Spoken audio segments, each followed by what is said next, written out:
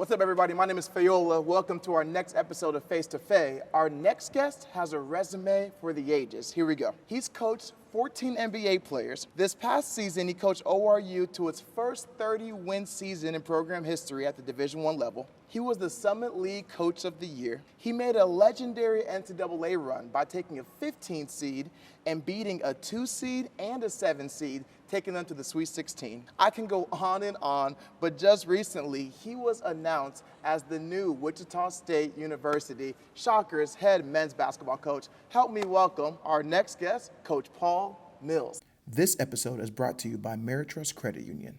Faye, thank you for having me. It's an honor. What did you think of the intro? Did you like it? Yeah, it was good. The one thing I will tell you is coaches don't make a shot. We don't get a rebound. Yeah. And so you're a little hesitant to kind of receive any praise. If you ever watch, the player of the year and the coach of the year are usually on the same team. Right. So I had the player of the year, and it allows you to be the coach of the year. Yeah, I love that. So, I mean, you're in Wichita. You're the new head men's basketball coach. How you feeling? I mean, I know you haven't played a game yet, Yeah. right? So talk about that. Yeah, everything's been great. People have been very receptive. Everybody wants to help, whether it be finding a house, finding a school for my children, finding a recruit that may be local. And so everybody's been very welcoming. The hospitality's been great. And you're just trying to navigate the ins and outs of recruiting and putting together a staff, putting together a team. Yeah. So it's an ongoing exercise that I do not tire of. Yeah, okay. I know you had the big kind of celebration. You had the press conference. They put the lights on, the fog and everything. Do you think there's pressure on you as a head coach with, you saw the years of Ron Baker, Fred VanVleet, Landry Shamet, the Final Four runs. Is there pressure on you as a coach to fulfill those same expectations? Well, I don't feel any pressure, and so what happens is I think internally there's enough drive in you. You know, what I would refer to as a PhD.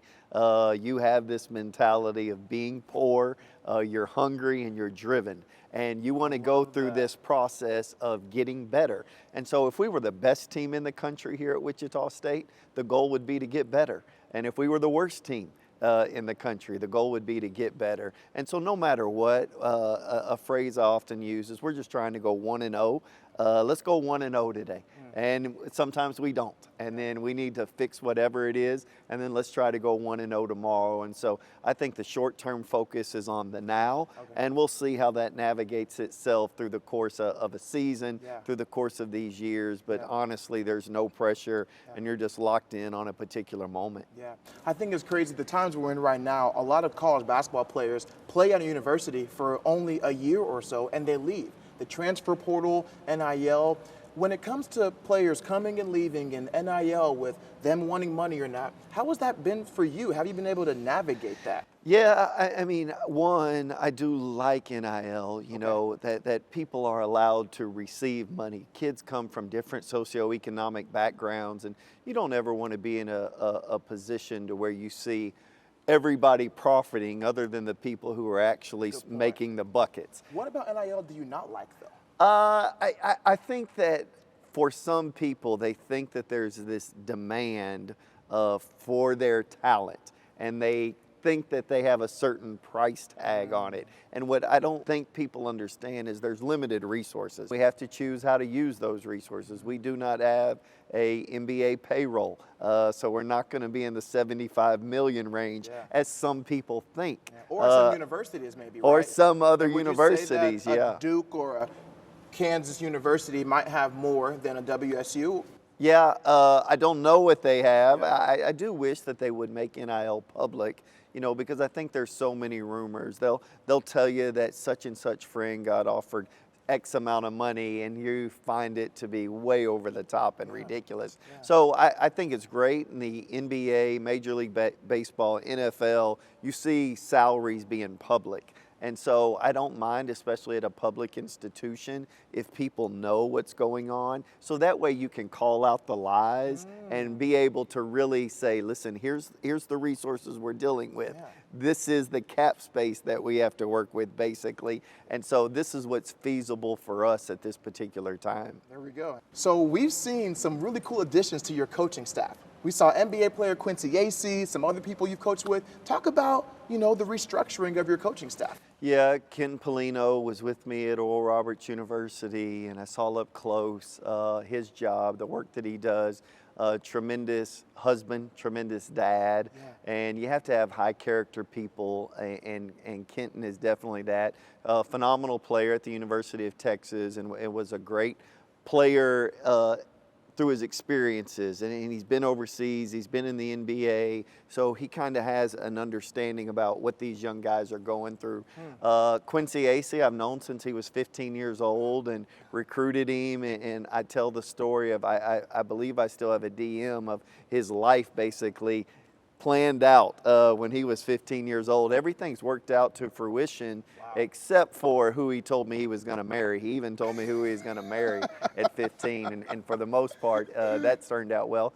And then Xavier Holland was on our Sweet 16 team, and then he was at Texas Tech in Michigan, so he's been around. Ian Lehman was at Indiana, so he's been around high-level basketball. Luke Gore has been with the Drew family, who I've worked with for the past 20 years, and then Ryan Hillard is great. And so I mean, there's so many people that you have to bring into this process and that you have to trust through this process. And they're all people that I trust, and they are tremendous workers. Okay, I love that. I think what's crazy about college sports is when a head coach leaves, normally a lot of the coaches around them leave. How do you determine as a leader to say, I'm going to keep this coach, I'm going to keep this trainer, or I'm going to have to let you guys go because I'm going to need my own team?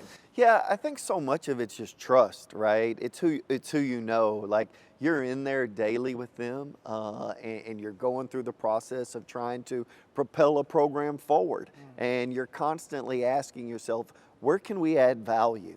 Who can add value? Are there outside people? Are there internal people to where we can add value? And so what you want to deal with is high character people who have a high level work ethic. And so for me, I mean, I'm very fortunate that the staff that I had at Oral Roberts, they were able to inherit the head job. One of the assistants, and the other one was able to stay there. So I'm glad that we created a culture that they saw sufficient enough to hire internally. Now you're trying to do it at another place. And so much of, I think what we do is an issue of trust. I think trust is a huge commodity, not only amongst staff, but amongst players. And so to know that, listen, not only can I trust them, but I've seen their work up close, and I know how good it is. But I would just tell you from a personal standpoint, integrity matters to me more than competency, and they have integrity because I am aware of their competency. A lot of people know Coach Paul Mills for being very poised, smiley, good-looking coach when you were doing the interview. You're nice. But when you're on that sideline, there's that passion. There's that, I'm not going to say rage, but there's just that energy about you. How do you kind of turn it on, turn it off? And sometimes do you ever feel like you get either too passionate or too carried away sometimes? Talk about that. Yeah, I mean, there's definitely been times I've crossed the line. I mean, I think everybody has, and you have to acknowledge it. You have to see that, and you got to correct it. I'm kind of the mindset that my job is to empty my cup. Right? I'm supposed to be here every day. I'm supposed to pour myself into whatever it is I'm asked to do. And it's not my job to fill other people's. Whether or not Faye receives anything from this is not up to me. That's up to Faye. My job is simply to empty mine. So I just want to walk away after every game, after every practice, and as I'm walking to my vehicle, did I give my very best? Did I empty my cup? And sometimes that looks different in a variety of ways based on the circumstances, right? And so sometimes you're really intense and you're jumping in with both feet and you're after it. And there's other times where a calmer demeanor may be the right answer. I don't know the right answer. How tall are you? 5'10" on a good day. Yeah. Did you play ball? Yes, I did. High school in Houston, and then Southern Nazarene University. Okay.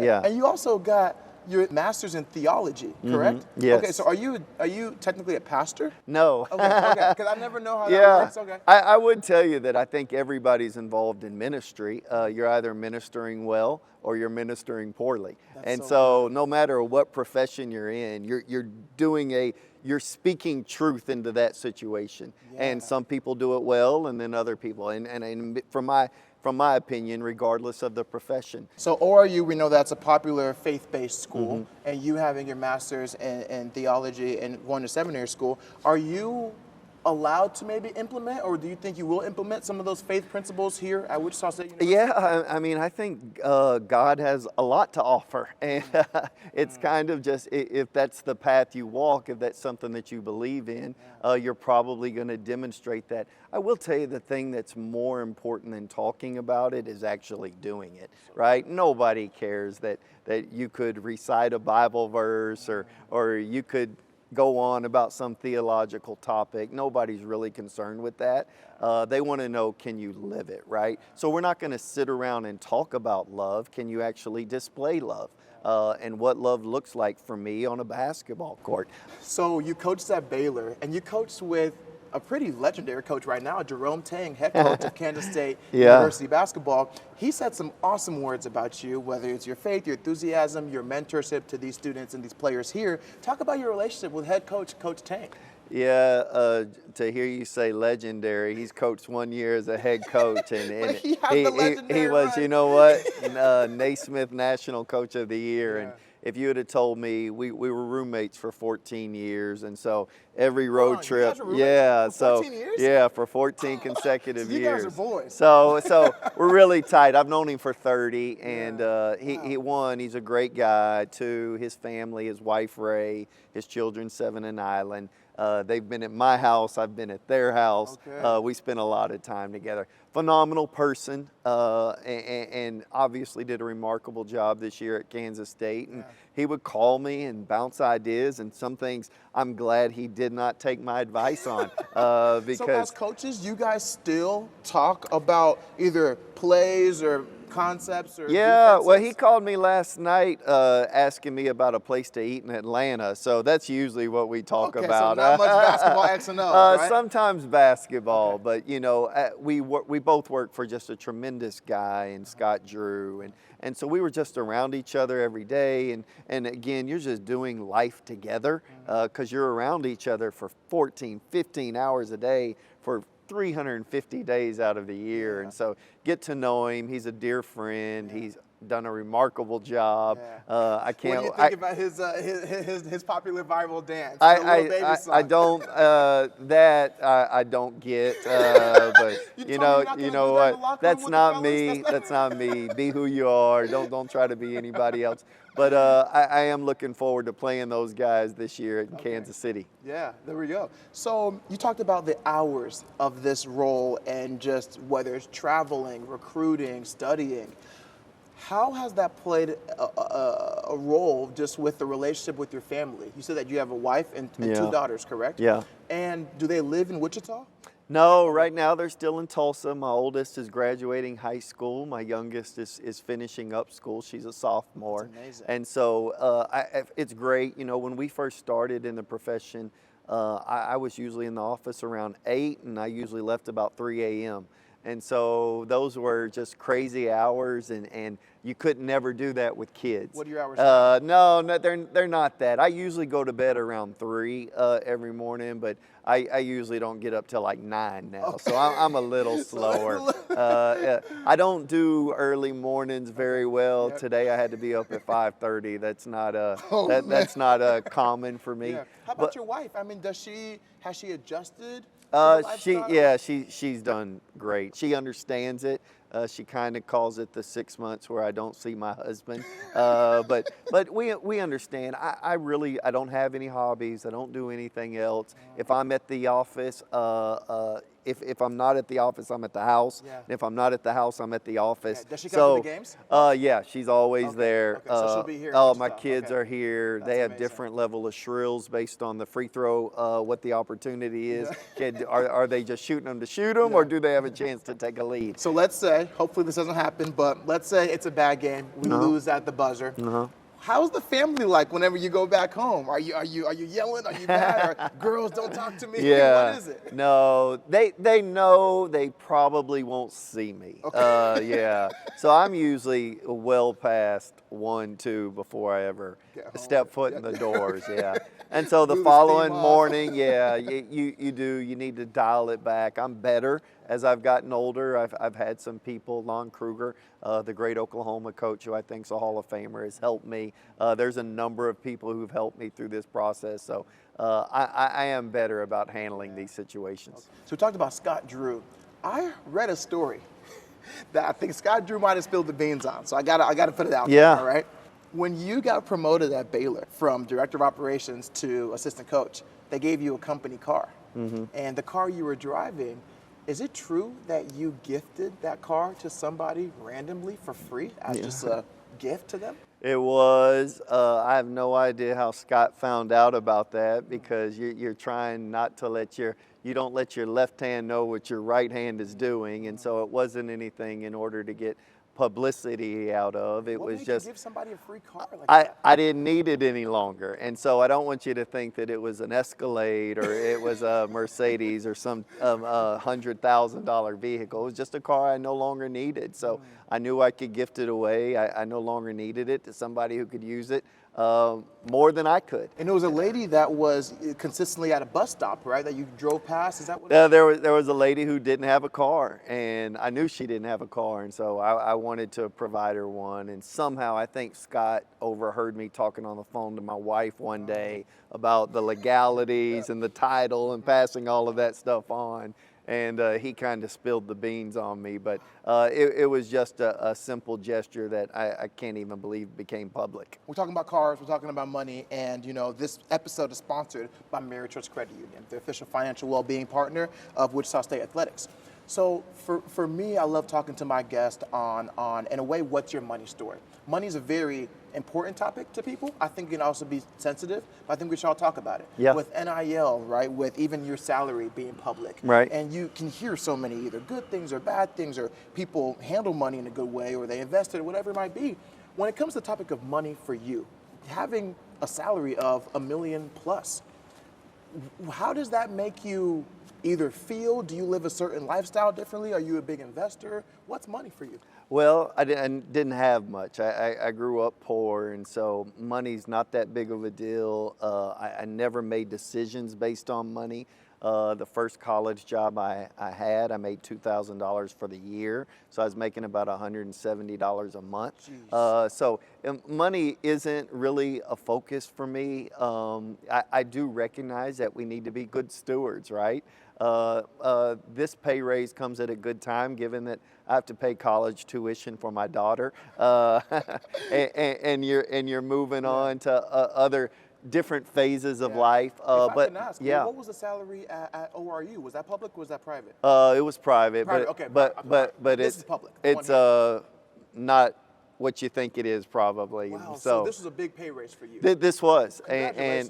thank That's you, awesome. Yeah. thank you. And I've had chances to take a lot more money at other situations, and more money than what I'm getting paid now. Why'd you not do it? I was never going to make a decision based on money. My family at the time, we weren't ready to move to a particular situation, and chose not to pursue other opportunities. So I never wanted money to be the motivating factor. I grew up poor, so it's not. I try to be as low maintenance as possible, but I do recognize that I need to be a good steward. So I have 501c3s that I've started in the past. Okay. One of them called Hope Hoops, to where we provide book bags and school supplies to inner city kids who don't have them back in my hometown of Houston. And so I want to be a good steward of everything that I've had, and I kind of want to use it to brighten other people's day, whether it can be giving away a vehicle or whether it could be a simple gesture of providing a book bag or something to a young man, young lady who may not have one otherwise. So I do recognize the importance of being a good steward with what you're given. Thanks for being so open to answering my Yeah. question. I know it's sensitive topics. I Yeah. appreciate that. You talked about having maybe potential other job offers. Do you ever see yourself potentially coaching in the NBA? It's not really a dream of mine. You know, I want to be good wherever I'm at. And, you know, what happens from that, I have no idea. But I do know that if you're not good where your feet are, those feet will never move anywhere else. So you need to be good where your feet are. So wherever I'm planted, you want to grow at that particular place. And what opportunities may exist or may not exist, it's not really up to me. And so I just really want to be good and empty my cup wherever it is I'm called to be. I love that. All right, a couple fun questions here. Yeah. So if you can coach with anybody, dead or alive, right? Somebody who either, you know, you're an assistant coach to them or they're an assistant coach to you. Who would it be? I would actually go the football route. I think that Tom Landry, I grew up a Dallas Cowboys fan. Legend. And Tom Landry, you heard so much about. I think even Vince Lombardi, like being around a Vince Lombardi, a Tom Landry, somebody of that nature. I would love if one of the great players ever coached. I know Magic did for a little while. Bill Russell did for a little while. But if Michael Jordan was to ever coach, I'd love to go sit alongside Michael Jordan and to hear his game. Yeah, that's almost leading to my next question. Who would you love to coach, dead or alive? Who would it be? Michael? Yeah, it would be Michael. I mean, I grew up as big a Michael Jordan fan as you could be. And to be able to say, Mike, here's the basketball. Let's kind of put the pieces around you and watch you do what you do. That would be a huge treat. I know it's a huge treat for fans. I can imagine what Phil Jackson was like being able to coach Mike and Kobe. Yeah, for sure. Giannis Antetokounmpo. How do Yeah. you pronounce his last name? I Do you don't know know. it? I can't help you. I'm by myself on that one. All right. Well, he talked about the topic of failure. Yeah. Did you see the video? Yes. Okay. And he said, you know, why is this season a failure? I still have a job.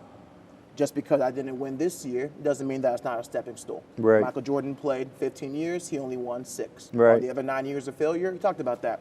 When you are the number 1 seed, Right. and from a coach that's coached 14 NBA players, just had a 30-win season, what are your thoughts about the comment? Do you think it's a failure? Well, one, I think it was great perspective, right? Like, we need to look at this through the proper lens that elevators do not get to the top floor immediately. And as much as we'd like to be in the penthouse, there are levels to this. And sometimes these levels require a step back. Now, the expectations, knowing you were a 1 seed and all of that, do you want to win? And are you extremely disappointed when it doesn't happen and you're unable to advance? There's a lot that went into that, right? Giannis was hurt. That's true. He was hurt for 2.5 games. You're right. And so to go into that and say, man, just because we lost doesn't mean we're a failure.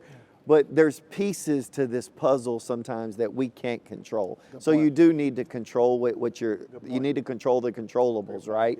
And so for him to listen to his mentality and then listen to Shaq's mentality, I think it's just so different based on what your own expectations are. And for each person, I think wherever reality is, right? And then wherever your dreams are, the bigger that gap, the more the frustration.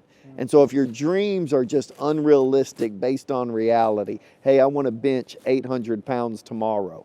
Well, if you're really, really dreaming that and this is reality and you're not working towards it, you're going to be frustrated. So I think we have to constantly garner, where are we at in this process? And I think that's what Giannis did. Giannis was saying, at this particular moment where we're at, me being injured, all of these things, yes, we want to get to the penthouse, but the elevator just doesn't snap your fingers and have it. And then I think when you listen to Shaq's perspective, his was in the grand scheme of things. Giannis is in the moment, Shaq is over the course of a career. That's so well said. And so I think we all have to ascertain, where are we at, where are we trying to get to, and then is that dream that we're trying to get to, is it reality?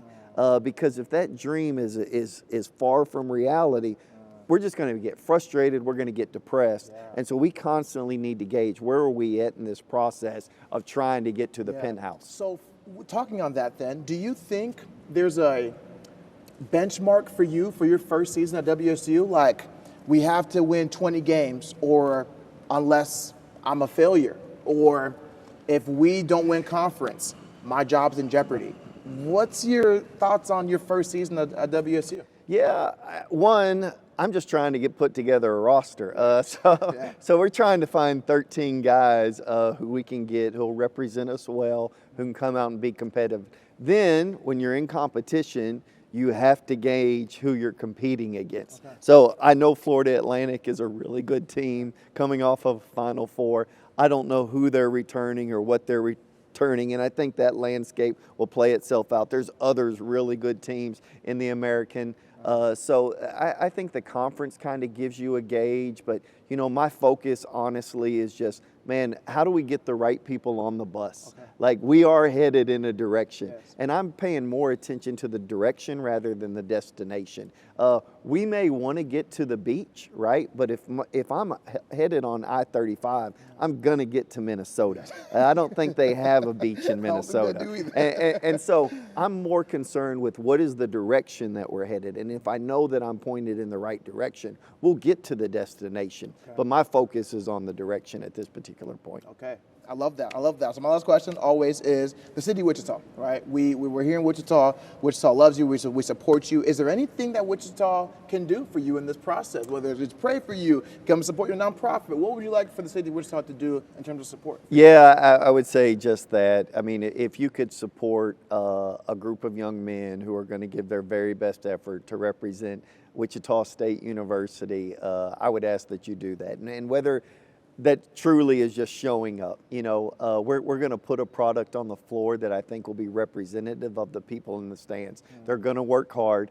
They're going to be passionate about their craft, and we're going to pursue it to the best of our ability. No different than anybody else sitting in any of these seats. And if you could support simply through your applause and voice, please know that we are appreciative. Okay. If there are other ways you can support, financially, prayerfully, through any other avenue that Wichita State allows, we would love it, but just know your voices are enough. Okay, sounds good. Hopefully my voice will be enough on the mic this year. Am I allowed to be on the mic with you while you're coaching? Absolutely. I've heard nothing but great things. Okay, there we go. Shocker fans, I'm going to come back. I am coming back. Hey, Paul Mills, thank you so much. What'd you think? Did you enjoy the episode? Faye, thank you. Yeah. Thank you. Yeah, it was good. Everybody, this is Face to Face, sponsored by Ameritrust Credit Union. You heard it here, Coach Paul Mills. We'll see you guys this fall for a great Shocker season. Ain't that right? Amen. Come on. Amen, brother. We'll see you soon. Let's go.